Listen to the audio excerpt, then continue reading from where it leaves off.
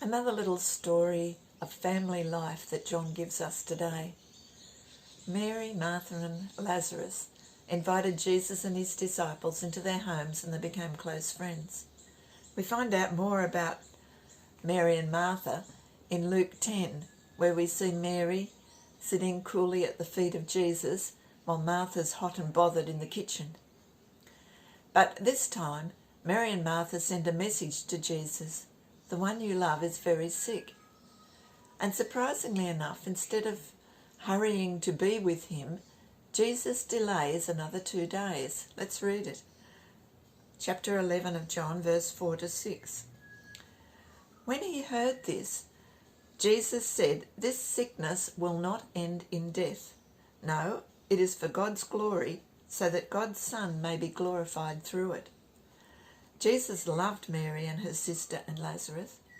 When he heard that Lazarus was sick, he stayed where he was 2 more days. Why did he do that? And why did he say, "This sickness will not end in death"? Notice the words, it will not end in death. This is why Jesus delayed. This is why God would be glorified. This is the most significant of the 7 miracles that John records. And the significance of it is that death does not have power over Jesus. He is going to show the power that he has over death in Lazarus' life and eventually in his own. This is the most important teaching that he wants his friends, his disciples, and the people around to see. So after waiting some time, he eventually set off with the disciples.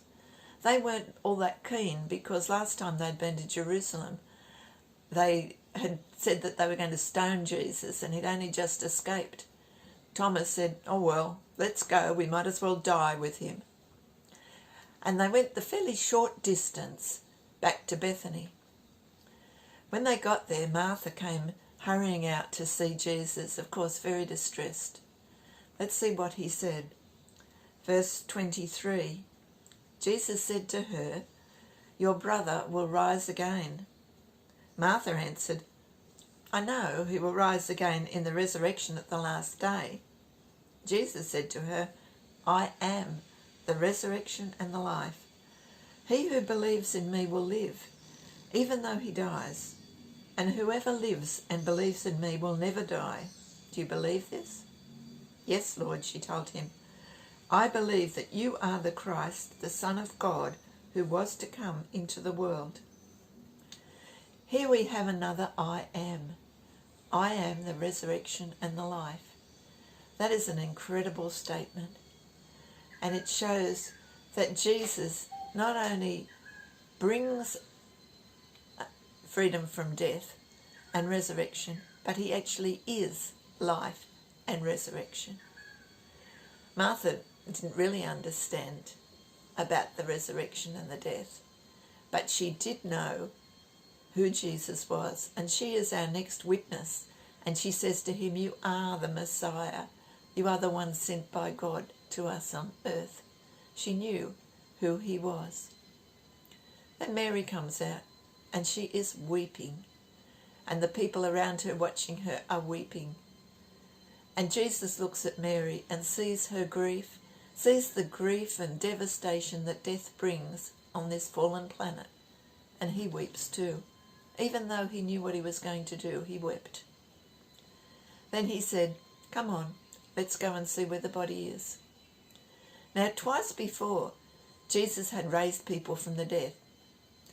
The first time was the widow of Nain's son, and he raised that young man as they were going along to bury him. You can read about that in Luke 7. And then in Luke 8, you can read about Jairus' daughter, who had only just died. But this is a different kettle of fish. Lazarus had been 4 days in the tomb, and as they said, he'll be smelly. This isn't just open the eyes of somebody who's just died. This is a full bodily reconstruction where the decay has already set in. And Jesus said, "Lazarus, come out." And he does.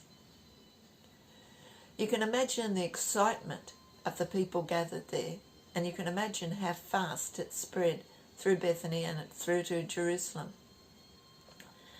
When the Pharisees and chief scribes heard about it, they called a meeting, and they were quite disturbed. You can read about it in verse 48 to 50. If we let him go on like this, everyone will believe in him, and then the Romans will come and take away both our place and our nation.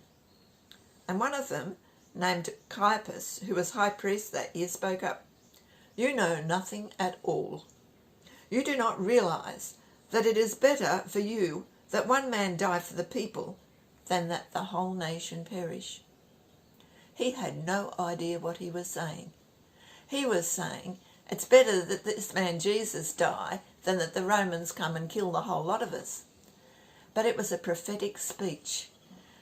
It was better that Jesus died because he would take away sin and death and give new life not only to the Jews but to the whole world.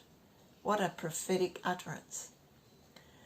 Next week we will go on to chapter 12 to look at storm clouds gathering in the last week before Jesus died.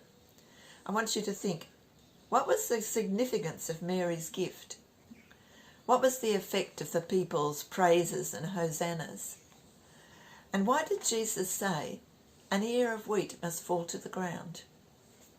Bye.